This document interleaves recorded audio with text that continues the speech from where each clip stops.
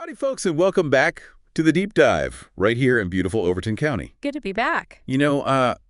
As we're out working our land, maybe down by the Cumberland River, Hmm.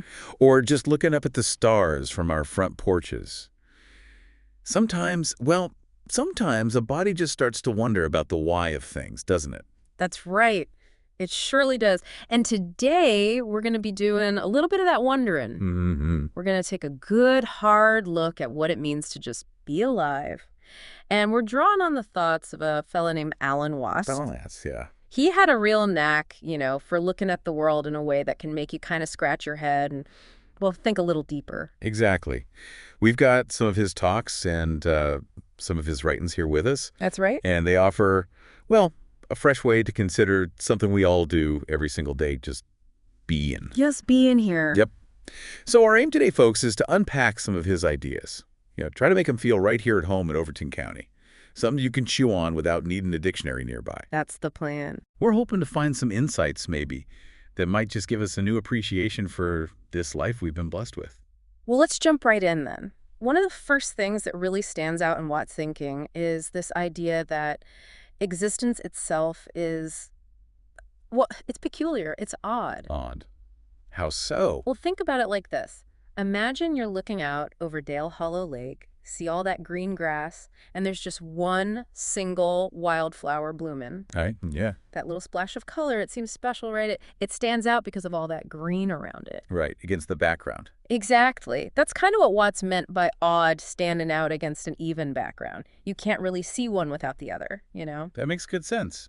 Yeah, I can picture that. And he goes on to say that asking why things are this way, that might not get us too far. It can be a bit of a dead end. Like chasing your tail sometimes. Precisely. But asking how they're this way, now that's where the real learning begins, he reckons. The how, not the why. Okay. Yeah, the why can send you looking for answers you might never pin down. But the how, that points us to look at the way things actually work. Like the processes. The processes, exactly. The things happening all the time right under our noses, from the way a seed sprouts in the garden to how the fog rolls over the hills out by Standing Stone. Okay. Now, here's something that got me thinking, especially with what we know from Scripture. Mm-hmm. We often hear about how things were formed, Yeah. right? Like in Genesis, God creating Adam from the dust of the earth. Right, the creation story.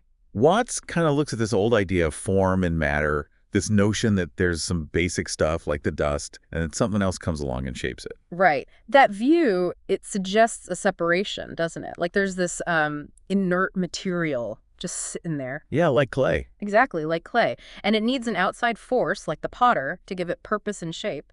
The clay is seen as separate from the potter's intention, from the form itself. But then Watts comes along, and he asks this real simple question. He says, is that oak tree yonder made of wood, or is it wood itself? Huh. Seems almost like a trick question at first. It does, but it makes you pause, doesn't it? It ain't like the wood was just laying around waiting for someone to turn it into a tree. The tree is the wood. And what's fascinating here, he points out, is how our language can sometimes, it can create illusions. Illusions, how so? Watts suggests that when we say something is made of something else, we kind of create this sense of separateness that might not truly be there. Okay. He uses lightning as an example. We say the lightning flashes, Right. as if lightning and flashing are two different things. But you can't have one without the other, can you? The lightning is the flashing. Ah, I see. It's not a thing doing something. It is the doing. You got it. And he even calls these divisions, these separations we make with words, ghosts. Ghosts. Yeah, like ghosts created by our language. It's like our talking tricks us into seeing boundaries and separations where there ain't necessarily any just process. Wow. Okay. So this idea of form being put onto matter, Watts sees that as one of these language ghosts. That's his view. It can lead us to believe in these fundamental divisions where maybe there are only continuous happenings, things unfolding. And this kind of leads him to talking about the idea of a boss. Right, the big boss. This notion that everything's being controlled from the outside, by somebody who's in charge of making everything happen. He even mentions the image of God as a kind of big papa. Mm-hmm. And it's interesting how that ties into a certain way of looking at the universe, isn't it? Like a military command structure. Yeah, top down, orders from on high. Everything has its place, following orders. But then he brings in this Chinese idea Dujon? Did I say that right? You, John, yeah, that's it. And he says it means something like that which is so of itself. So of itself. Yeah, or spontaneous, not something that's been ordered or made from the outside, but something that just is naturally. Like, Right. like a patch of wildflowers growing wild by the side of the road. Nobody planted each one in that exact spot. It just sprang up. That's a perfect example. Dion highlights the universe's own ability to organize itself, the idea that things can take shape and evolve without needing a separate commander pulling the strings. This is more about a natural flow, an unfolding. Exactly. The natural flow and unfolding of existence itself. Okay, now shifting gears slightly. Think about how scientists have been trying to figure out what the world's really made of. Right, breaking things down. Breaking things down smaller and smaller. They went from things you could see to atoms and then to even tinier bits. These wavicles. Wavicles, yeah. Things that act like both waves and particles. It gets strange down there. It sure does. And this scientific exploration, Watts reckons, it reveals something really profound. What's that? That as we develop more powerful ways to look at reality, these instruments we build, the fundamental stuff seems to become less like solid objects. Yeah. And more like dynamic processes. Yeah. Like energy moving. It's less like finding tiny building blocks and more like watching it dance. Yeah. And here's where it gets real thought-provoking. Watts suggests that it's almost like the universe is trying to slip away from our investigation the closer we look. Huh. Like it doesn't want to be pinned down. Kinda. But then he flips it. He has this amazing thought.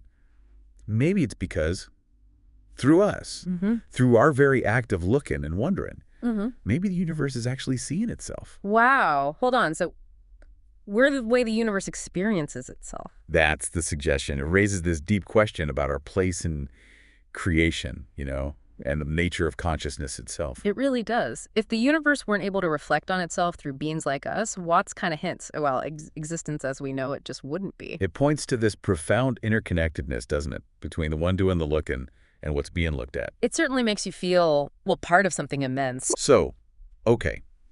Instead of seeing the world as just a collection of separate things, like parts put together by some outside force, Right.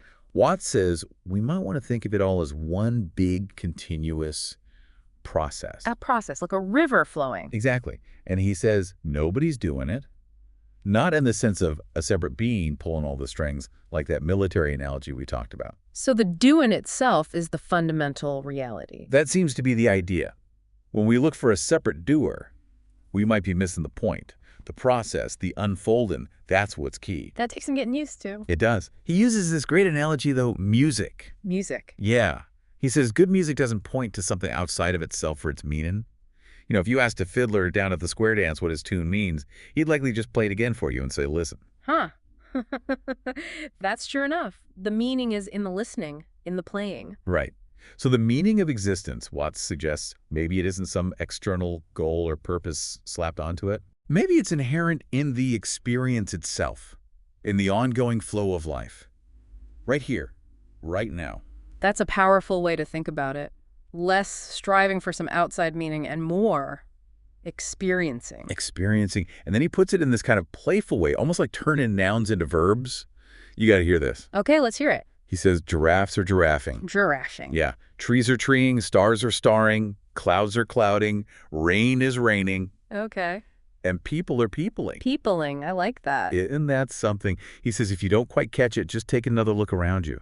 It really makes you think about everything as something that's constantly in motion, constantly happening. It really emphasizes the ever-changing nature of reality, doesn't it? Things aren't just fixed objects sitting there. They're ongoing processes. Like the seasons changing right here in Tennessee. Exactly like the seasons. Constantly interacting, constantly evolving. Nothing stays put for long. Now, Lord knows we can't control every little thing no matter how hard we try, that's for sure. Ain't that the truth? But Watts, and he's quoting another thinker here, a fellow named Vanderloo, I think. Yeah. He put it this way. The mystery of life is not a problem to be solved, Okay. but a reality to be experienced. A reality to be experienced, not solved. That sits right. It does, doesn't it? Ned. And maybe if we bring this back home, back to our faith, Yeah. we might consider that God's presence isn't just, an external force way up high, But maybe it's the very life and process that's unfolding all around us, Yeah. right here in Overton County, in everything. That's a beautiful thought. Seeing the divine in the process. Amen to that. Yeah. So the big idea here, maybe it's just shifting how we see things a little. How so? Instead of a world made of separate parts being run by some distant authority, Mm-hmm. maybe it's all one spontaneous, interconnected dance, and Right. we're all part of it. You, me, the trees, the river. Yeah. Think about the beauty down at the Big South Fork, the way the water flows, the way the plants grow. Mm-hmm. Beautiful spot. Perhaps these aren't just things God created once upon a time and then left alone, but maybe they're ongoing expressions of that divine process, that continuous unfolding. That's something to ponder. It surely is. So, folks, as you go about your day, Mm-hmm. maybe you're tending your gardens or helping your neighbors or just sitting quiet for a spell. Yeah. Take a moment. See if you can glimpse that process, that zhujian that is so of itself in the world around you. Look for the happening. Exactly. Maybe you'll see God's hand not just in the big, obvious miracles, Mhm. but in the quiet wonder of every single moment, in the way things just are. That's a powerful invitation. And, we'd be mighty interested to hear your own reflections on all this. Oh, absolutely. What ideas kind of stood out to you? Did you have any of this aha moments listening along? Yeah, tell us about them. Share your thoughts with us in the comments below. We read them, We sure do. And if this deep dive has given you something to ponder, something worthwhile, well, be sure to like and subscribe so you don't miss our future explorations. We got more coming. Please do. And now, if you would, let us just bow our heads for a moment of prayer. Amen. Heavenly Father, we lift up all of creation to you. Every living thing, great and small. Grant us peace in our hearts, Lord, and maybe a little deeper understanding of this wondrous, mysterious world you have made. We offer a respectful acknowledgement to Alan Watts for his unique way of prompting us to consider these profound questions. Mm-hmm. And we send our heartfelt blessings to all those listening right now, especially our friends and neighbors here in Overton County and, well, folks everywhere. Amen. Amen. Well, folks, until our next visit, may God bless you and keep you safe. And may your minds remain open and curious right here in our wonderful home, Overton County. Take care now.